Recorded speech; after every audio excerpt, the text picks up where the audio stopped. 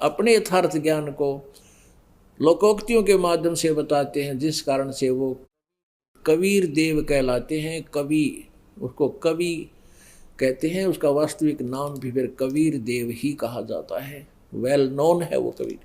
और ये गुप्त है, ये पूर्ण परम अक्षर ब्रह्म, पूर्ण ब्रह्म, परम अक्षर ब्रह्म, परम अक्षर पुरुष कहो चाहे परम अक्षर ब्रह्म को, उत्तम पुरुष तु अन्य, ये लोग तरमावेश विवर्ती, उत्तम पुरुष तो यानी सही परमात्मा श्रेष्ठ भगवान तो कोई और है जो सबका धारण पोषण करता है। क्योंकि संसार रूपी वृक्ष को परवरिश उसका कौन धारण पोषण करता है? ये जड़ों से वृक्ष की परवरिश होती है, तो वो जड़ रूपी परमात्मा है, वो मूल है। ऊर्ध्व मूलम, ऊपर को जड़ वाला, वो दिव्य पुरुष तो मूल है और तीनों गुण रूपी शाखा है। और ये इस प्रकार इस संसार रूपी वृक्ष का विस्तार से विवरण परमेश्वर कबीर देव जी ने अपनी लोकोक्तियों के माध्यम से अपनी अमर वाणी में, कबीर वाणी में बताया था, आज से 600 वर्ष पहले। और यही वेद बताते हैं कि वो सच्चिदानंद घन ब्रह्म अपनी वाणी को ऐसे वो अपने मुखारविंद से उच्चारित करता है, और वो कबीर देव है। अब आपको श्रीमद् भगवत गीता जी और उसके बाद फिर पवित्र वेदों को दिखाते हैं। ये देखिएगा श्रीमद् भगवत गीता, ये इसका जयदयाल गोविंद का इसका अनुवादक है, गीता प्रेस गोरखपुर से प्रकाशित है। ये देखिएगा अध्याय नंबर 4 और श्लोक नंबर यहाँ से शुरू होता है 25। इसमें क्या बताया कि दूसरे योगी जन, यानी कुछ योगी जन, साधक, योगी जन मन साधक, देवताओं के पूजन रूप यज्ञ का ही भली भांति अनुष्ठान किया करते हैं, और अन्य और कुछ ब्रह्मग्नौ केवल ब्रह्म तक की साधना करते हैं। पर ब्रह्म, ये पर ब्रह्म नहीं, ब्रह्म ये स्पष्ट लिखा है, ब्रह्मग्नौ, ब्रह्म परमात्मा की अग्नि में, रूप अग्नि में, यानी उसी की लगन में लगे रहते। इसका अर्थ ये होता है आत्म रूप यज्ञ का हवन किया करते हैं। आगे 26 में, और दूसरे यानी अन्य कुछ श्रोत्र आदि समस्त इंद्रियों को संयम रूप अग्नियों में हवन किया करते हैं, यानी आँख कान मूंद के हैं और उनसे अपनी साधना करते हैं। दूसरे योगी जन शब्द आदि, यानी शब्द सप्रस रूप रसगंध, इन विकारों को ही छोड़ने के प्रयत्न में कई क्रियाएं करते रहते हैं। इंद्रियों को अग्नियों में हवन किया करते हैं। और 27 में, दूसरे योगी जन यानी कुछ इंद्रियों की संपूर्ण क्रियाओं को और प्राणों की समस्त क्रियाओं को, प्राण मन सांस की क्रियाओं को ज्ञान प्रकाशित आत्म संयम रूप योग रूप अग्नि में हवन किया करते हैं, या कुछ आत्म संयम में ही प्रयत्नशील रहते हैं। 28 में, कई साधक, कई व्यक्ति द्रव्य संबंधी यज्ञ करने वाले हैं, जैसे कि भंडारा करवा दिया, किधर को मंदिर बनवा दिया, धन से जो क्रिया होती हैं उसी से मोक्ष मानते हैं। और कुछ तपस्या रूपी यज्ञ करने वाले हैं, कुछ तपस्या रूपी अनुष्ठान करते, तपस्या करते रहते हैं। और दूसरे कितने ही केवल योग ही करते हैं, आसन योग अभ्यास की किसी तरह की कार रोक कर दिखा दी, की कुछ कर दिया, इस तरह की क्रियाओं में लगे रहते हैं। कितने ही अहिंसा आदि तीक्ष्ण व्रतों से युक्त, यानी जैसे मुंह पर पट्टी बांध कर नंगे पैरा घूमना, चाहे सर्दी हो चाहे गर्मी हो, वो इतनी ही क्रियाएं करते हैं यत्नशील पुरुष। और कुछ स्वाध्याय रूप ज्ञान यज्ञ करने वाले हैं, जैसे गीता जी का डेली पाठ कर लिया करते, कोई गायत्री मंत्र बना रखा था वो उसको बार बार रिपीट करते रहते, कुछ ऐसा ही करते रहते हैं। 29-30 में क्या कहा है। और कितने ही योगी जन अपान वायु में प्राण वायु को हवन करते हैं, यानी अपने अंदर ही क्रियाओं को करते रहते हैं, पान अपान वायु को सेट करते रहते हैं, प्राण वायु को अपान वायु में को हवन करते हैं। अन्य कितने ही नियमित आहार अल्पाहारी रहते हैं, फूल फल खा लिए, बस फल खा लिया एक आधा करने वाले प्राणायाम, प्राण पुरुष प्राण और अपान की गति को रोक कर प्राणों को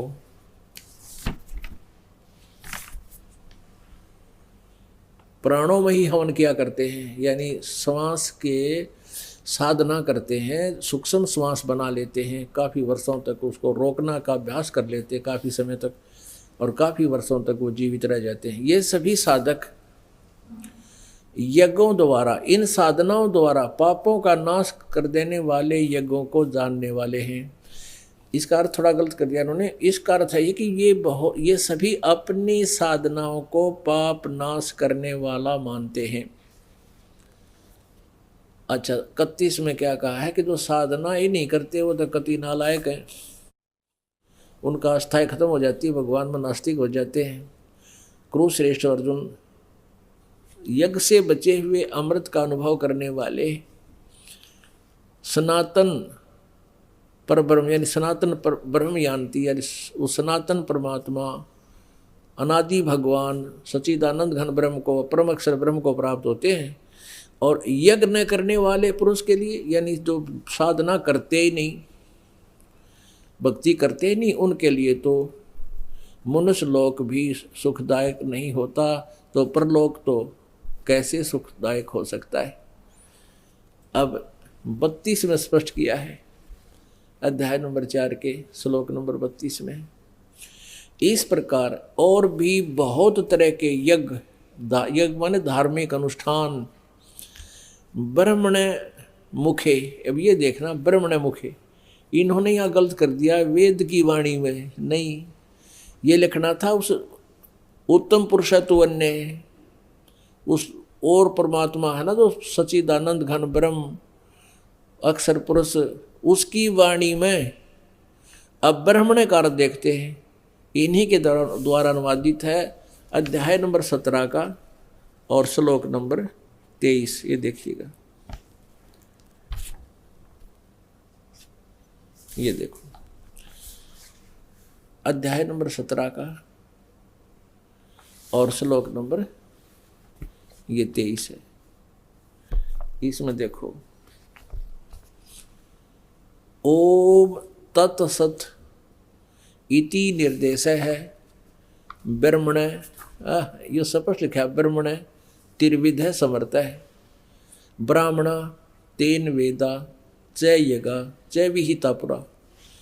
अभी से हमने सिर्फ यहाँ से लेना है कि ब्रह्मण का क्या अर्थ बनता है। ओम तत्सत, ओम ओम तत्सत तत्सत सत, ऐसे यह 3 प्रकार का ब्रह्मण माने सच्चिदानंद घन ब्रह्म का, निर्देश माने नाम कहा है।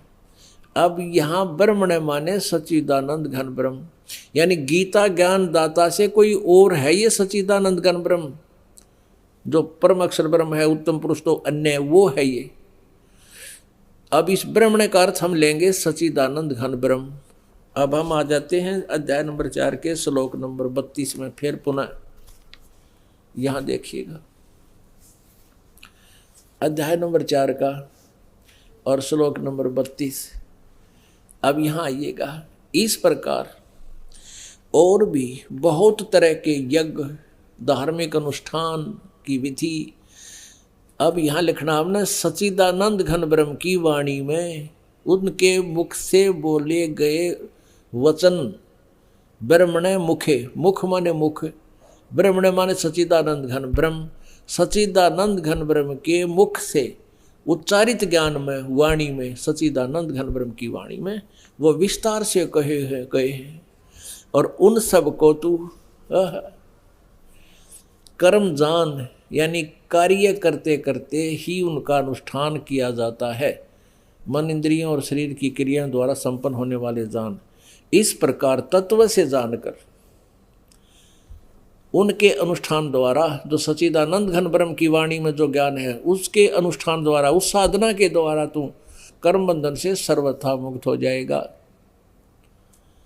अब चौथे अध्याय के 34वें श्लोक में कहा है, ये 34वां श्लोक है, उस ज्ञान को यानी जो सच्चिदानंद घन ब्रह्म की वाणी में है, उस ज्ञान को तू तत्वदर्शी ज्ञानियों के पास जाकर समझ, उनको भली भांति दंडवत प्रणाम करने से, उनकी सेवा करने से, कपट छोड़कर सरलता पूर्वक प्रसन्न करने से वे तत्वदर्शी न, वो तत्वदर्शी संत, परमात्म तत्व को भली भांति जानने वाले वो तत्वदर्शी संत ज्ञानी महात्मा तुझे उस तत्व ज्ञान का उपदेश करेंगे। अपनात्माओं, हम सुन रहे हैं सत्यनारायण कथा। ये है वो सत्यनारायण कथा जिसको हम कभी सुन नहीं सके, और आज सौभाग्य प्राप्त हुआ आप जी को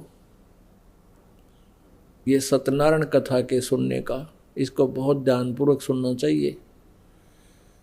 आप सारा काम छोड़ के यहाँ आते हो, आप नहीं यहाँ आ सकते, आपको ये सत्संग सुनने के लिए भी परमात्मा ही रजा बख्शते हैं। नहीं तो काल एक मिनट की फुर्सत नहीं होने दे आपको, एक सेकंड की भी। ना जाने कितनी आपदाएं डाल दे आपके ऊपर। कोई हॉस्पिटल में पड़ा है, किसी की टांग टूट गई, किसी को और कोई घाटे हो गए, कोई और बीमारी लग गई, या 100 प्रकार के झंझट आपके जी ने रखे हैं। ना घर से निकला जा और पैसे लगे, हॉस्पिटल में पड़ा रहा है, कोई मुकदमा हो जाए। तो ये सब कुछ आपके विघ्नों को मर्दन करके, आपके सब आने वाले विघ्न जो रास्ते में रुकावटें हैं उनको हटाकर आपको यहाँ बुलाता है परमात्मा। तो इसको बहुत ध्यान से सुनना चाहिए। यहाँ आपको जितना समय मिला है ये परमात्मा का दिया हुआ है, गॉड गिवन है, अपने कोटे से दिया मालिक ने। नहीं तो हमने देखे हमारे दादे परदादे वहीं कोल्लू के से बैल को बढ़कर वहीं मर जाते थे, खेत में घर से, खेत में घर से, खेत में घर से, और वहीं मर जाते थे, और अंत में पशु योनि को प्राप्त हुए। आज कृपा करी आप जी के ऊपर भगवान ने, नहीं तो आप जी वहीं दुकान और घर पे, खेत और घर में है, नौकरी और घर पे, ना मान जाने रास्ते में कब और कब काम खराब हो जाए, कब मृत्यु हो जाए। तो ये कृपा दाता ने किया आपके ऊपर। ये सत्संग सुनने को आपको कहीं पर भी मिल रहा है, चाहे आप सीडी के माध्यम से सुन रहे हो, कोई टीवी के माध्यम से सुन रहे हो, या कोई पुस्तक परमात्मा के इस दास ने बनाई है उसको पढ़कर सुन रहे हो। ये विशेष कृपा परमात्मा की आपके ऊपर है। आप इतने पुण्यकर्मी प्राणी हो, लेकिन इस समय को बहुत ध्यान से, बहुत अच्छी तरह सदुपयोग करना चाहिए आप जी ने। अब हमने सच्चिदानंद घन ब्रह्म को पहचानना है, वो कौन है। कोई किसी को सत्यनारायण मान रहा था, अविनाशी परमात्मा, कोई किसी को मोक्षदायक मान रहा था, कोई किसी को सुखदायक मान रहा था। तो ये हमारी अपनी सोच थी, यथार्थ ज्ञान नहीं था, वो लोक वेद था। हमने वो सत्यनारायण पहचानना है। श्रीमद् भगवत गीता अध्याय नंबर 2 के श्लोक नंबर 53 में कहा कि अर्जुन, जब तेरी बुद्धि ये भ्रमित करने वाले भिन्न भिन्न प्रकार के वचनों से हटकर परमात्मा पर स्थिर हो जाएगी, तब तो तू योग को प्राप्त होगा। योग को प्राप्त होना यानी तब तो तू साधक बनेगा। तुझे जो सोच ले भक्ति मिलगी, तब तुझे भक्ति प्राप्त हुई है, साधना प्राप्त हुई है, तू स्टार्ट हुआ तेरा योग भक्ति साधना। अन्यथा कोई किसी मंत्र का जाप करता है, कोई किसी मंत्र का जाप करता है, कोई अनुष्ठान कर रहा है, कोई किसी प्रकार, उसी को आप अपनी साधनाओं को सही मान रहे हैं। तो सबसे पहले आप जी ने इस ज्ञान को समझना चाहिए। श्रीमद् भगवत गीता अध्याय नंबर 4 के श्लोक नंबर 33 में कहा कि सभी यज्ञों से ये ज्ञान यज्ञ श्रेष्ठ है। द्रव्य संबंधी यज्ञ से ज्ञान यज्ञ श्रेष्ठ है। द्रव्य संबंधी यज्ञ कौन सी है? जैसे आपने किधर भंडारा कर दिया, किसी भिखारी को पैसे दे दिए या कोई दाने डाल दिए, किसी को कपड़े दे दिए, कितने कोई मंदिर बनवा दिया, कोई धर्मशाला बनवा दी। कहते हैं इन सभी धर्म संबंधी यज्ञ से ज्ञान यज्ञ श्रेष्ठ है। ज्ञान यज्ञ ये तत्व ज्ञान है, तत्व ये सत्संग है, तत्वदर्शी संत के द्वारा बताया गया जो ज्ञान, वो ज्ञान यज्ञ है। तत्व ज्ञान को समझने के उपरांत हमें मार्ग मिलता है, कैसे साधना करनी चाहिए, कौन परमात्मा है, हम कहाँ से आए हैं, हमारा उद्देश्य क्या है, जो साधना हम कर रहे हैं ये ठीक है या गलत है। तो ये ज्ञान यज्ञ से क्लियर होगी, कंसेप्ट क्लियर होगा। तो कहा कि इस धर्म संबंधी यज्ञ से आँख मीच कर कितना दान दे दिया, कितना पैसे दे दिए, कितना भंडारा करवा दिया, कितना कुछ करवा दिया, कितना मंदिर का लठ गड़वा दिया। कहते इस आँख बंद कर वैसे मनमुखी साधना करने से ज्ञान यज्ञ श्रेष्ठ है। पहले तत्वदर्शी संतों का वो ज्ञान समझो, उसके बाद फिर साधना विधिवत करो। गुरु बिन माला फेरते, गुरु बिन देते दान, गुरु बिन दोनों निष्फल हैं, चाहे पूछो वेद पुराण। अनधिकारी को दिया हुआ दान वो व्यर्थ होता है, यूजलेस होता है। कुपात्र को दान नहीं देना चाहिए, दान भी गुरु बिन नहीं देना चाहिए। तो इस तरह की कहते हैं आपको मर्यादावत साधना का ज्ञान तत्वदर्शी संत ही बताएंगे, उनसे सुनो। तो पुण्यात्मा, हमने सबसे पहले उस सत्यनारायण को पहचानना है। वो कौन है, कहाँ रहता है, वो क्या लीलाएं करता है, ताकि हम उसको पहचान सकें। और कहाँ लिखी है उसकी लीलाएं, और कब की उस परमात्मा ने ऐसी लीलाएं जो हमारे सदग्रंथों में लिखी है। तो फिर हम उस सत्यनारायण को पहचान कर फिर एक रस होकर भक्ति करेंगे। हम निसंशय हो जाएंगे, हम दृढ़ हो जाएंगे एक भगवान पे, जिसका जब हमें ये प्रमाणित हो जाएगा कि ये भगवान है अविनाशी, ये सत्यनारायण है।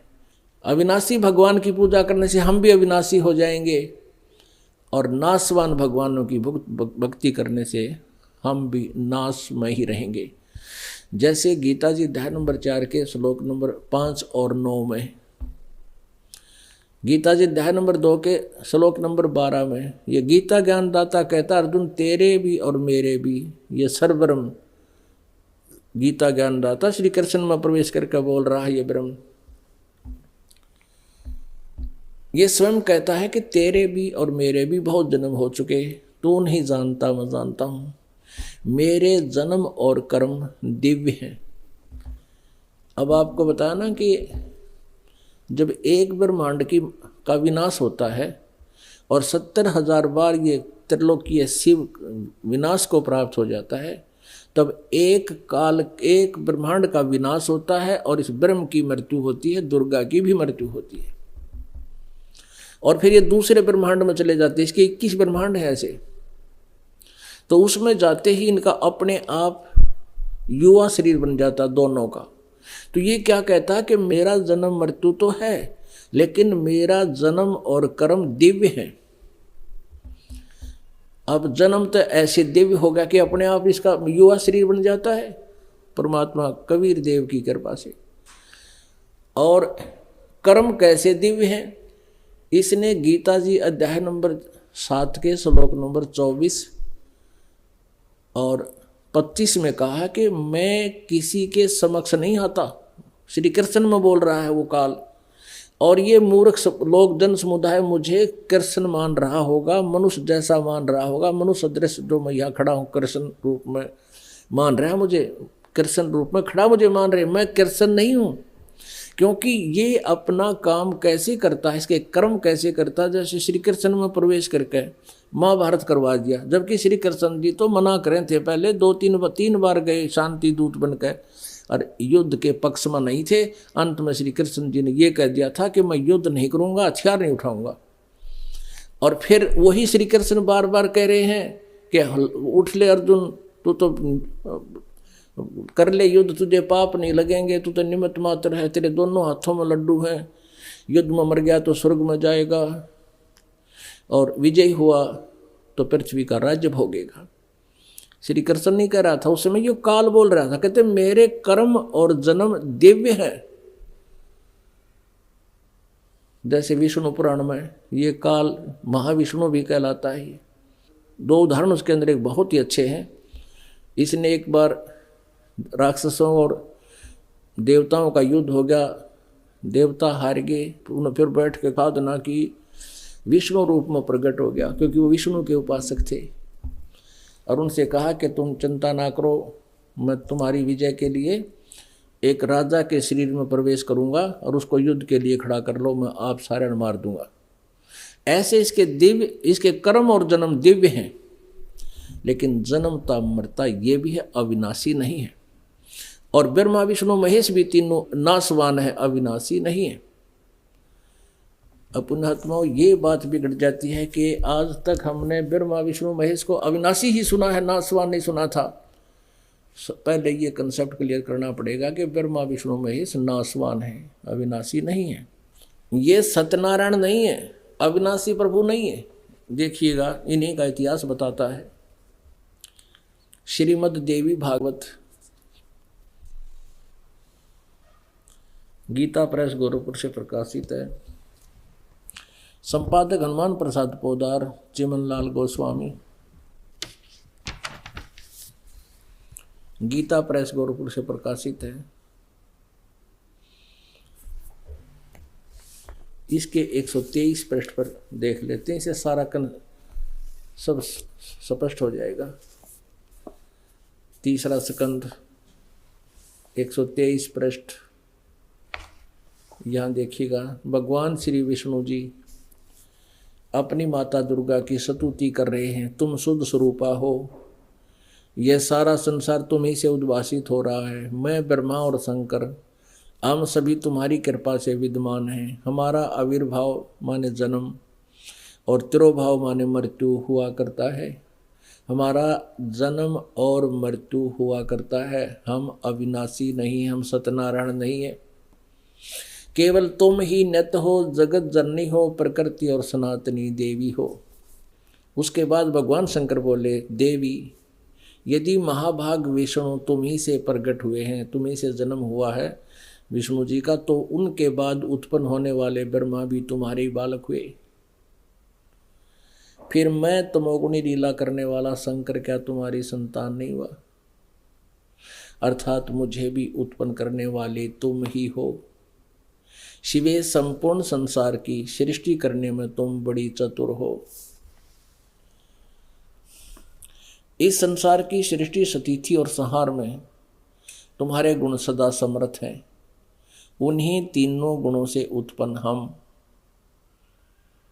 ब्रह्मा विष्णु एवं शंकर नियमानुसार कार्य में तत्पर रहते हैं। अब पुण्यात्माओं, इससे 4 कंसेप्ट क्लियर हो गए। नंबर 1, ब्रह्मा विष्णु महेश ये तीनों नाशवान हैं, ये अविनाशी नहीं है, सत्यनारायण नहीं है। सत्यनारायण माने अविनाशी परमात्मा। दूसरा ये हो गया कि दुर्गा इनकी माता है, ये इनके पुत्र हैं। और तीसरा ये हुआ कि रजगुण ब्रह्मा जी, सतगुण विष्णु, तमगुण शिव जी। और चौथा ये हो गया कि ये केवल नियमानुसार कार्य ही कर सकते हैं। ये किसी के किस्मत में कम बत्ती नहीं कर सकते। जैसा कर्म करोगे वैसा ही फल ये भगवान दे सकते हैं। आपके प्रारब्ध में यदि दुख है, क्योंकि कष्ट जो होता है, दुख जो होता है, आपत्ति आती है पाप कर्मों से, और सुख होता है पुण्य कर्मों से। यदि आपके भाग्य में सुख है तो ये सुख भी पूरा ही देंगे, और यदि आपके भाग्य में दुख है तो दुख भी पूरा ही देंगे, चाहे आप मरो चाहे जियो। आपके प्रारब्ध कर्मों में, पाप कर्मों में लिखा है कष्ट, तो आपको भोगना ही पड़ेगा। लेकिन ये सच्चिदानंद घन ब्रह्म, ये परम अक्षर ब्रह्म कबीर परमात्मा, ये कबीर अंगारी असी और बम्भारी असी, सवर ज्योति रतधामासी। वो कबीर परमेश्वर परम अक्षर ब्रह्म जो है, वो पापों का नाश करने वाला है। यजुर्वेद अध्याय नंबर 8 के मंत्र नंबर 13 में 6 बार लिखा है कि परमात्मा पाप नाश कर देता है। अपने साधक के, चाहे पहले किए हों चाहे वर्तमान में कर लिए हों, वो परमात्मा जो उसकी सत साधना करता है, परम संत से उपदेश ले लेता है, तत्वदर्शी संतों की शरण में चला जाता है, उनके द्वारा बताए गए यथार्थ मार्ग के अनुसार साधना करता है, उस साधक के सर्व पापों का वो परमेश्वर नाश कर देता है। उनके जीवन में जो भी विघ्न आते हैं उनका मर्दन कर देता है, नष्ट कर देता है। वो कबीर है, वो कबीर साहब है। अब आपको दिखाते हैं ऋग्वेद, जिसमें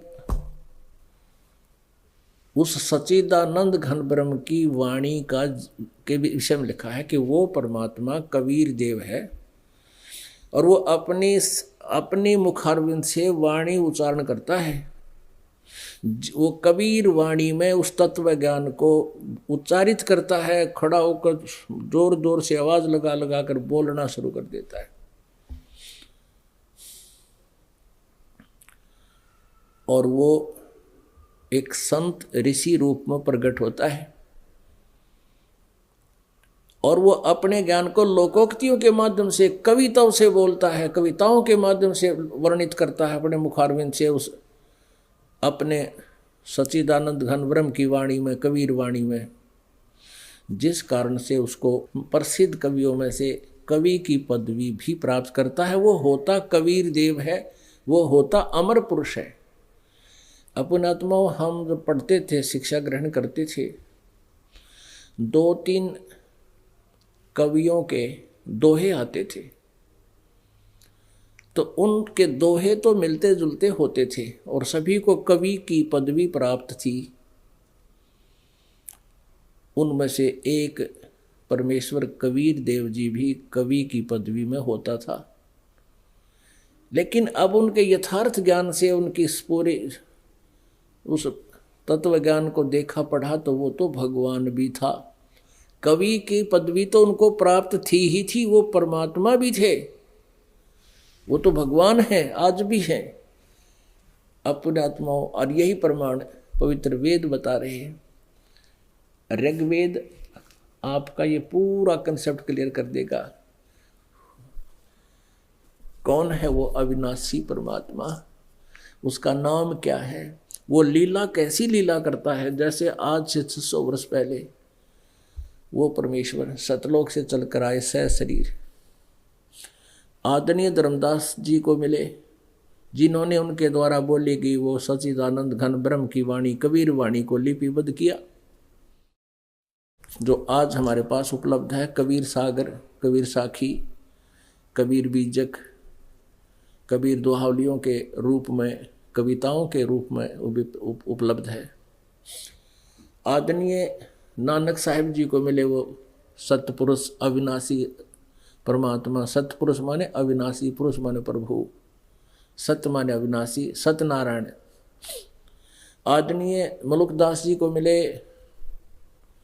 आदरणीय दादू साहिब जी को मिले, आदरणीय गरीबदास साहिब गांव छुडानी, जिला झज्जर, हरियाणा वाले को वो परमेश्वर सच्चिदानंद घन ब्रह्म आकर के सतलोक से चलकर आए और वहाँ छुडानी गांव के खेतों में जब गरीबदास जी 10 वर्ष के बालक गौओं को चरा रहे थे, उस समय मिले। आदरणीय घीसादास साहिब जी को खेखड़ा वाले को मिले, जो उत्तर प्रदेश मेरठ में। तो ये लीला परमात्मा परम अक्षर ब्रह्म किया करते हैं और वही आज वेद गवाही दे रहे हैं। ये देखिएगा ऋग्वेद मंडल नंबर 9 सूक्त नंबर 86 और मंत्र नंबर 26। अनुवाद इन्हीं का कहाँ से प्रकाशित है पहले ये देखेंगे, ना तो न सोचेंगे आप पर डायरेक्ट होगी नगीता। यहाँ देखिएगा, ये यहाँ पर है, प्रकाशक हैं सार्वदेशिक आर्य प्रतिनिधि सभा, महर्षि दानंद भवन, रामलीला मैदान, नई दिल्ली से। ये इनके फोन और फैक्स नंबर हैं। यहाँ पर देखिए मुद्रक हैं Prince offset printers 1510, Pataudi house, Daryaganj, नई दिल्ली। अब देखना इसके ऋग्वेद मंडल नंबर 9 सूक्त नंबर 86 मंत्र 26 में कितना अच्छा वर्णन किया है। यज्ञ करने वाले यजमानों के लिए, साधना करने वाले साधकों के लिए परमात्मा सब रास्तों को सुगम करता हुआ उनके विघ्नों को मर्दन करता है और उनको पवित्र करता हुआ अपने रूप को सरल करता हुआ, इसे सदा परमात्मा साकार है। अपने रूप को हल्के तेज पुंज का बना कर आता है वो परमात्मा, अपने रूप को सरल करता हुआ वह कांति में परमात्मा। ये इन्होंने कबीर का अर्थ, ये कबीर, इसको कबीर कहो चाहे कवि कहो, जैसे पुनर्जन्म होता है उसको पुनः कहो चाहे पुनर्जन्म कहो, पुनर्। तो ये कबीर देव वो कवि है। इन्होंने इसका अर्थ सर्वज्ञ कर दिया कवि का, या तो अर्थ नहीं करना चाहिए, क्योंकि कवि सर्वज्ञ कोई नहीं होता। कवि तो कवि होता है, लेकिन यहाँ लिखना चाहिए कबीर देव है और विद्युत के समान क्रीड़ा करता हुआ वर्णीय पुरुष को, वो अच्छी आत्मा को, श्रेष्ठ पुरुष को प्राप्त होता है। अब ये कंसेप्ट क्लियर करेंगे कबीर देव। ये कवि का अर्थ कवि सर्वज्ञ नहीं, कबीर देव लिखना था यहाँ पर। अब जैसे यजुर्वेद है, पुणात्माओं, ये वही सदग्रंथ हैं, ये वही पवित्र वेद हैं जिनको हम बहुत दिनों से श्रोधार्य मानते आ रहे हैं कि उनमें जो लिखा वो सही है। अब उनमें जो लिखा है वो हम नहीं पढ़ पाए, नहीं समझ पाए, तो आज हम उन्हीं को पढ़ रहे हैं, उन्हीं को समझ रहे हैं। तो आज हम अपनी आंखों देख करके सच्चाई को ग्रहण करेंगे। इसके विपरीत यदि किसी ने परमात्मा की महिमा कुछ बताई है वह व्यर्थ है।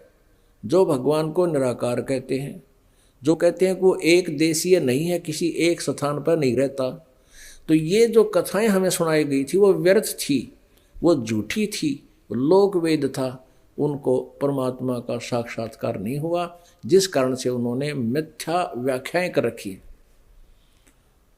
आज वही वेद हमें बता रहे हैं कि वो परमात्मा साकार है, अपने रूप को हल्का करके यहां आता है। जैसे अब प्रसंग चल रहा है कि कवि का अर्थ इन्होंने सर्वज्ञ कर दिया, यहां लिखना था वो कबीर देव है, हम उसको कबीर साहब बै बोलने लगे, वो कबीर साहब कहने लगे। अभी यजुर्वेद अध्याय नंबर 5 के मंत्र नंबर 1 के विषय में आपने सुना कि उसमें 2 बार लिखा है कि परमात्मा सशरीर है।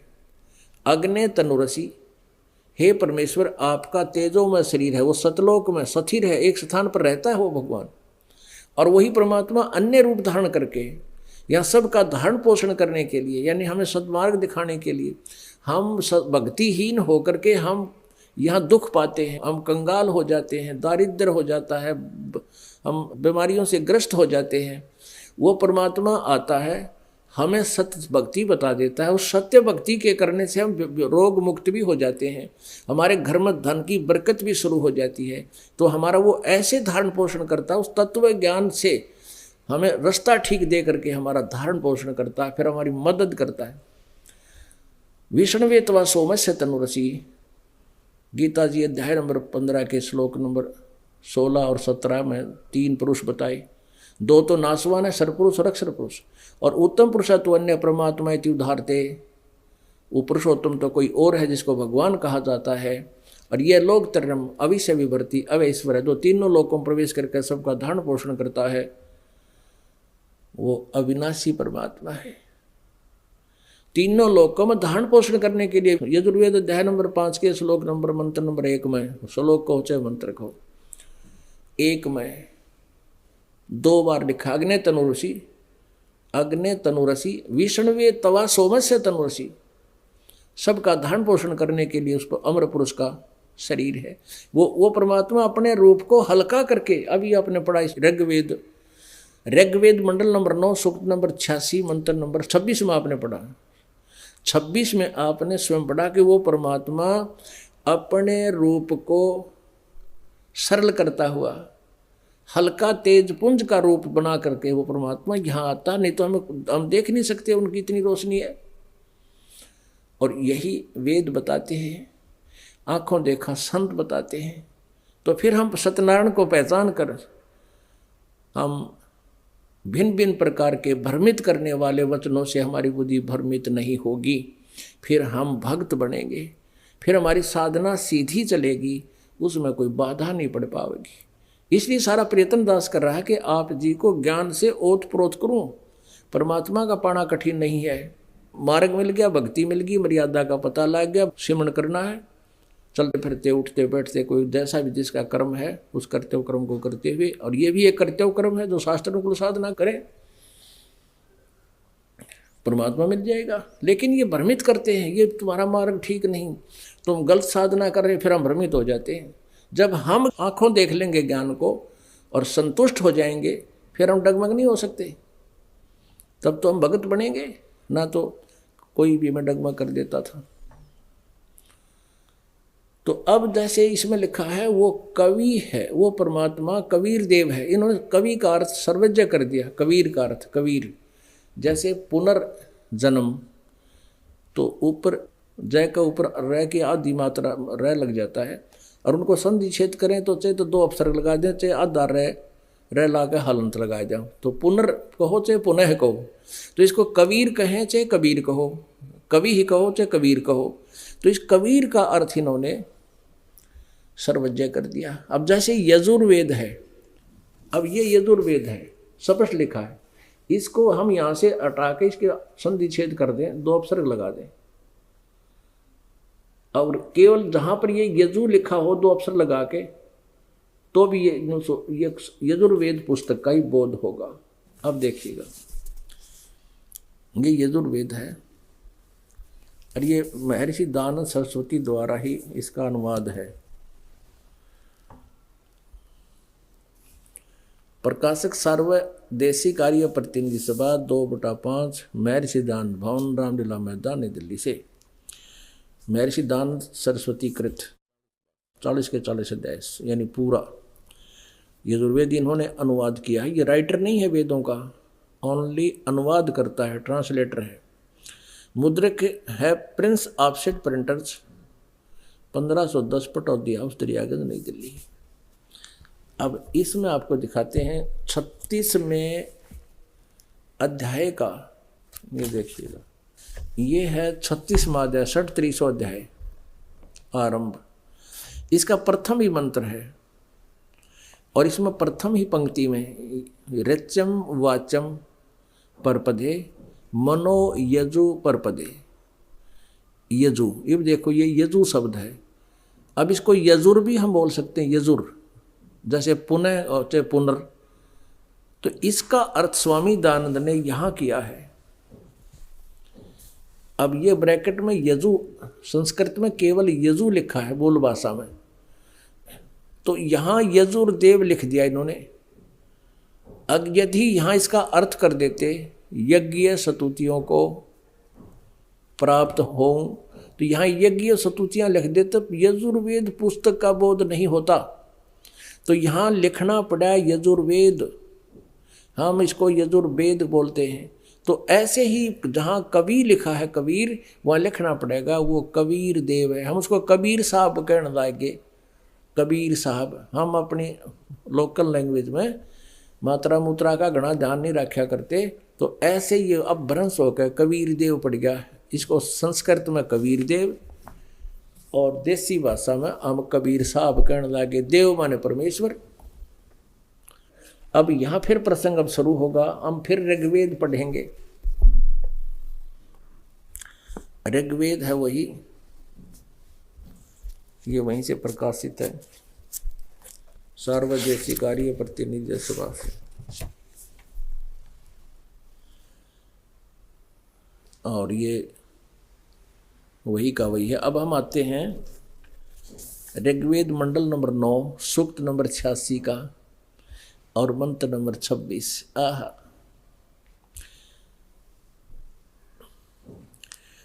पदार्थ यज्ञ करने वाले यजमानों के लिए, यज्ञ माने धार्मिक अनुष्ठान, साधना करने वाले साधक के लिए, यजमान माने साधक के लिए परमात्मा सब रास्तों को सुगम करता हुआ उनके विघ्नों का मर्दन करता है और उनको पवित्र करता हुआ और अपने रूप को सरल करता हुआ, यानी परमात्मा साकार है तभी तो रूप का जिक्र आया। वो हल्का तेज पुंज का रूप बनाकर नीचे आता है, सरल करता हुआ अपने रूप को सरल करता, वह कांति में परमात्मा कबीर देव। हम यहाँ लिख लेंगे कबीर देव, इनकी संस्कृत व्याकरण खराब नहीं करते, हम कबीर देव लिख देंगे। हम उसको कबीर देव कहने लगे, कबीर और देव माने परमेश्वर, देव माने परमेश्वर, कबीर साहब हो, हम उसको कबीर साहब कहने लगे। विद्युत के समान वो कबीर देव विद्युत के समान क्रीड़ा करता हुआ वर्णीय पुरुष को प्राप्त होता है।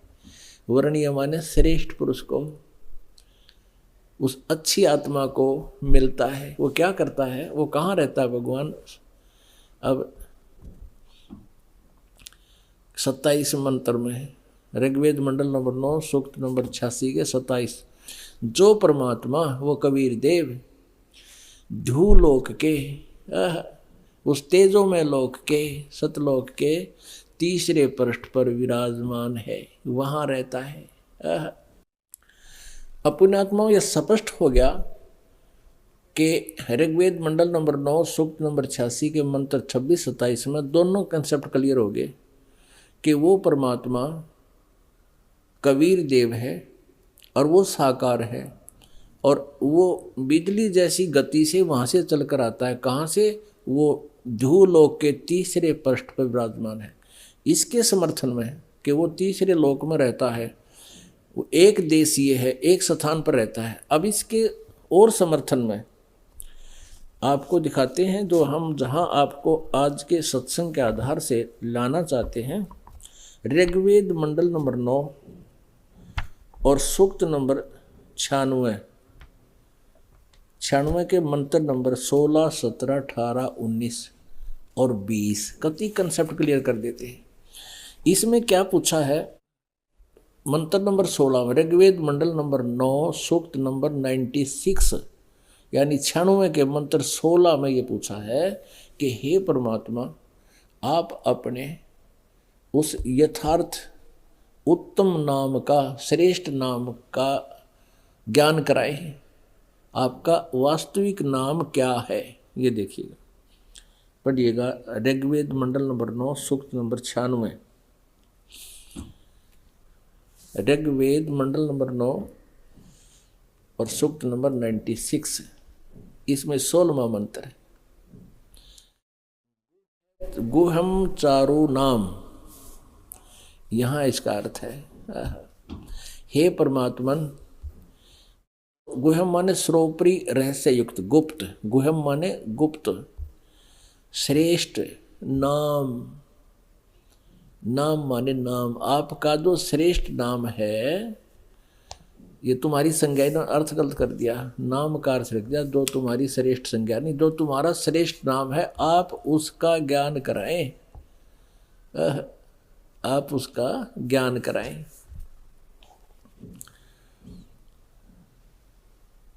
यहाँ इसका यहाँ ज्ञान बताया है 17वें में, 17वें में उसका नाम बताया परमात्मा का।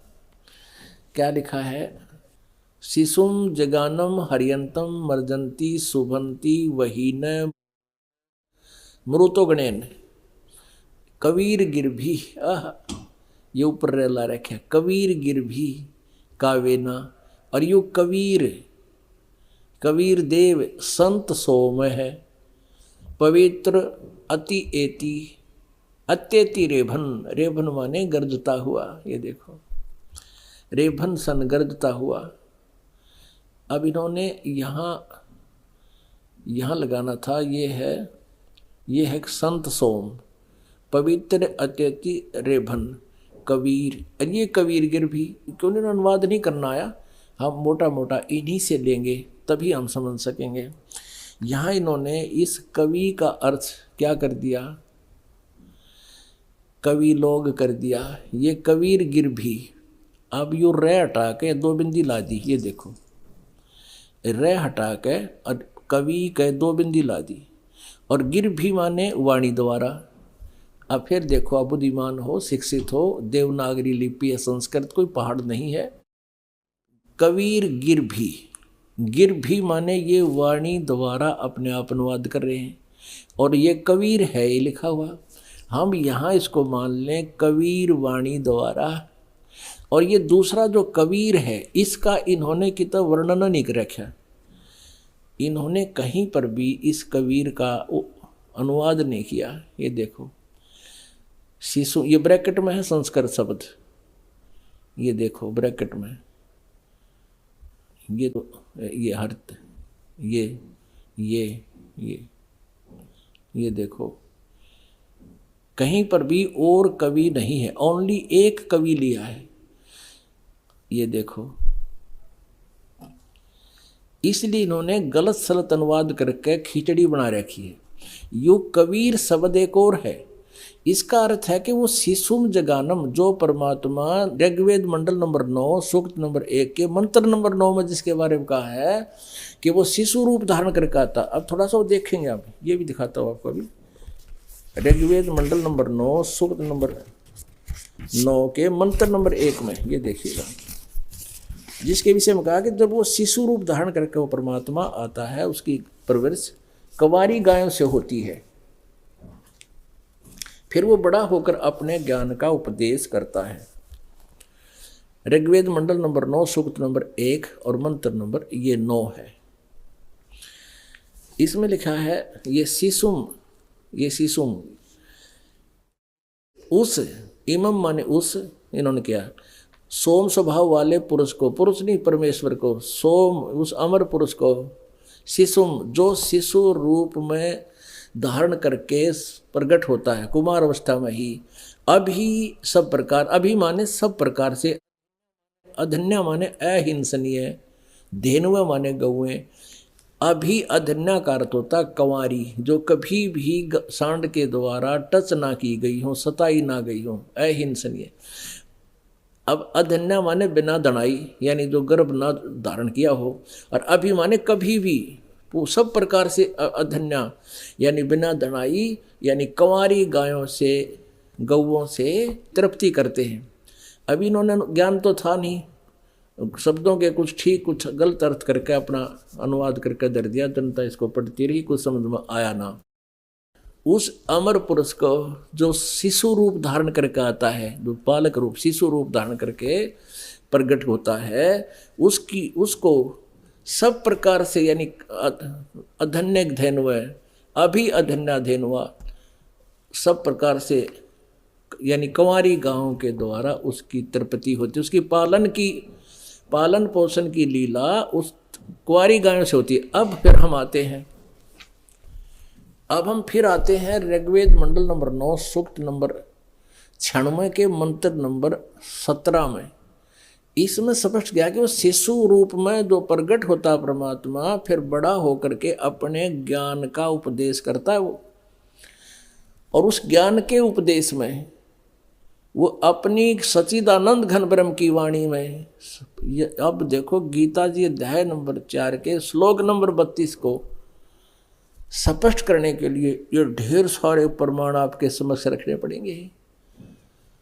अब उस सच्चिदानंद घन ब्रह्म की वाणी कहो चाहे कबीर वाणी कहो, क्यों उस परमेश्वर ने अपने मुखारविंद से जो उच्चारण की है वाणी, उसके द्वारा वो अपनी लोकोक्तियों के माध्यम से ज्ञान प्रचार करता है, लेकिन वो कबीर देव होता है। यहाँ देखो, अब फिर आते हैं वहीं पर ऋग्वेद मंडल नंबर 9 सूक्त नंबर 96 में। अब 96 का हम अब एक पढ़ चुके हैं कि आप अपने सर्वोपरि रहस्य श्रेष्ठ जो आपका नाम है, ये गलत नाम है, आप उसका ज्ञान करें। इसका ज्ञान यहाँ करा रखा है। अब देखो, देव माने परमेश्वर, ये खुद अर्थ कर रहे हैं, देव माने परमेश्वर। हम कबीर देव कह देते हैं, कबीर परमेश्वर। यहाँ देखो 17 में क्या कहा है कि वो शिशुम जगानम हरियंतम, जो शिशु रूप में जानबूझकर यहाँ प्रकट होता है और ज्ञान देने के उद्देश्य से वो परमात्मा आता है, तो उस समय वो अपनी महिमा की वाणी कबीर गिरभी द्वारा, कबीर वाणी द्वारा, कबीर या कबीर वाणी द्वारा, कबीर ही लिखा हम इसको, कबीर वाणी द्वारा और कविता से, काव्यना माने कविता से, यानी कविताओं के माध्यम से बोलता है। और वो अमर स्वरूप, वो सोम अमर परमात्मा, वो सोम से तनुरसी, वो अमर पुरुष, और अपने ज्ञान को पवित्रम अत्यति, अत्यति मन अत्यधिक पवित्रता के साथ रेभन गरजता हुआ वर्ण करता है। तो ये लिखा है वो कबीर संत सोम, वो कबीर देव जो संत रूप में या ऋषि रूप में आता है, वो अमर परमात्मा होता है। इन्होंने एक कवि का अर्थ कर दिया, दूसरे का कराया नहीं, इन सारा नाश कर दिया। जब ये सारा सेंटेंस खत्म हो गया, इस सारे वैल्यू खत्म हो गई इस मंत्र की, जहाँ इन्होंने एक इस कबीर देव का अर्थ लिखा। वो कबीर देव है, वो अमर परमात्मा कबीर देव है, जो संत रूप में प्रकट होता है, बड़ा होता है। संत कहो चाहे ऋषि कहो, साधु कहो, अच्छी आत्मा कहो। पर अब इसका यहाँ देखो 18वें में, वो कवि नाम पदवी, कवि नाम ऋषि मना ये ऋषि करत, ऋषि मना ये ऋषि करत। जो संत रूप में जो परमात्मा यानी ऋषि रूप में प्रकट होता है, उस ऋषि करत जो सहस्र अणित है, हजारों असंख्यों वाणियाँ, हजारों वाणी जो बोलता है, वो ऋषि मना, ऋषि स्वभाव के, संत स्वभाव के भक्तों के लिए वो बहुत सवरसा माने बहुत आनंददायक होती है। और वो परमात्मा कवियों में से एक प्रसिद्ध कवि की भी पदवी प्राप्त करता है। और वो तृतीयम धाम, वो तीसरे धाम में विराजम अनुराजती सतुप शिष्य महिष शिष्य संत सोम। इसका स्पष्ट अर्थ है कि वो तीसरे धाम में रहता है, विराजमान है, वो ऋषि रूप, और वहाँ से चल कर आता है। यहाँ देखिएगा इसका अनुवाद। अब वही 18वां मंत्र चला, सोम स्वरूप परमात्मा, वो अमर परमात्मा पालन की इच्छा करता हुआ तीनों लोकों में प्रवेश करके जो सबका धारण पोषण करता है, वह अव्यय ईश्वर 15वें अध्याय का, गीता जी के 15वें अध्याय का 17वें श्लोक से संबंधित है। वह अमर परमात्मा पालन की इच्छा करता हुआ तीनों लोकों में प्रवेश करके सबका धारण पोषण करने के उद्देश्य से जो महान परमात्मा तृतीयम धाम देवयान और पितरान, इन दोनों से पृथक तीसरा जो मुक्ति धाम है, उसमें विराजमान है। ये ज्ञान योगी इन्होंने गलत फंसा दिया, सिर्फ अपनी दानंद की अच्छी सोच को बनाए रखने के लिए वेदों का भी अनर्थ कर रहे हैं। यहाँ भगवान की महिमा चल रही है, ज्ञान योगी से कोई लिंक नहीं। वो तीसरे लोक में है, विराजमान है। बस ये ज्ञान योगी हटा दे यहाँ से, वो विराजमान है। वो तीसरे धाम में, तृतीयम धाम विराजम, तीसरे धाम में विराजमान है। ऋषिकृत, देखो इसका अर्थ सब ज्ञानों का प्रदाता। ऋषिकृत माने उस ऋषि रूप में प्रकट परमात्मा द्वारा बोली गई, रचना की गई कबीर वाणी। ऋषि मना, ऋषि जैसे संत स्वभाव वाले भक्तों के लिए वो सहस्राणित है, अनंत प्रकार की सत्वनीय, अनिथा माने वाणी होती है, हजारों प्रकार की वाणी। कवि नाम पदवी, जो कानदर्शियों की पदवी कवि नाम है, कवियों में से एक पदवी प्राप्त करता है, प्रसिद्ध कवियों में से भी उसका मुख्य स्थान होता है, लेकिन वो होता है परमात्मा अपने आत्माओं। ऋग्वेद मंडल नंबर 9 सूक्त नंबर 96 का 16 और 17 और 18 आपने 3 मंत्र पढ़ लिए। इनमें स्पष्ट कर दिया कि वो कबीर देव, वो परमात्मा जो बालक रूप में प्रकट होता है और उसका नाम कबीर है, कबीर देव। और वो जब बालक रूप में प्रकट होकर बड़ा होता है वो संत या ऋषि पर के रूप में जाना जाता है। वो फिर अपनी महिमा की वाणी, यथार्थ ज्ञान, तत्व ज्ञान वो कविताओं के माध्यम से, दोहों के माध्यम से वर्णित करता है। लेकिन वो होता है परमात्मा, कबीर देव ही अमर पुरुष होता है। वो कबीर देव अमर पुरुष होता है और उसके द्वारा बोली गई